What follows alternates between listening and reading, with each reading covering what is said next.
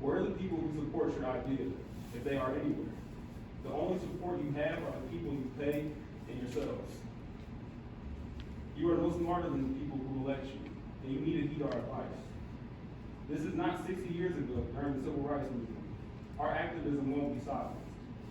We are documenting this county's decisions, and when the legal cases come in the future, this county will be held accountable. Save us all the turmoil and do the right thing. Stop the expansion of your juvenile detention center. Renovate the one you have and invest in your people. Thank you. The number one thing we need to keep in mind is we do not control who comes into the detention facility and who leaves, okay? It is not our decision who comes in the front door. That's up to the court system. We're the county. We are bound by law to detain every youth that the court system says is in need of detention. Whether it's here or it's at a facility 3 or 5 hours away, that's really the question here, okay? So when determining the size of our facility, all we can do is we can look at what averages are and make decisions based on that. So what this graph shows is our current JDC capacity, we have 18 licensed beds. And what that means is we have 14 operational beds. So once we get to 14 youth, we have to start sending youth out to other facilities. Facilities we use are in Galesburg, an hour away. Lane County is an hour and a half away. We've used Eldora, which is 3 hours away. So that's not ideal, but we have to find space when we don't have space.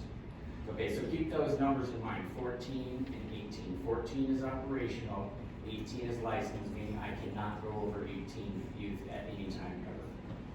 So when we're looking back at historical data, we have to look at juvenile populations in the jail and JDC combined, because as of December 18th, all of these youth will now become our responsibility at juvenile detention.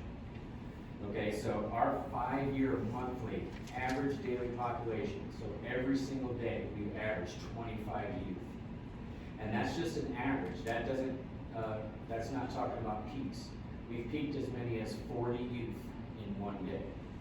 Okay, so this is not something where we're anticipating it to go up or anticipating it to go down. All we're doing is looking at historical data and what's come through in the past. We all want a juvenile detention center that contributes to rehabilitation and the restoration to productive life of these children. So, you know, bravo. Great job, thank you very much. But the questions that are troubling many in this community have as yet gone unanswered. Just the facts. Well, it's only some of the facts, right? We've been told that the 5-year average daily population is 24.8, but we were not told that the 4-year average daily population is 23.3, or that the 3-year is 20.16, or that the 2-year is 19.5, or that last year was 17.6. We also have not acknowledged publicly the fact that the juvenile population of Scott County is declining. So we have declining incarceration rates on top of declining population rates. But we're sort of focused on 5 years ago, which, you know, perhaps we ought to focus on 5 years from now. That's critically important that we all understand that. The other fact that we have been told is that by law, juveniles waived to adult court can no longer be held within the jail facility, which is true. But there is nothing in that federal law that requires us to hold these children in any facility. We have the option, as Rock Island County does, of GPS devices.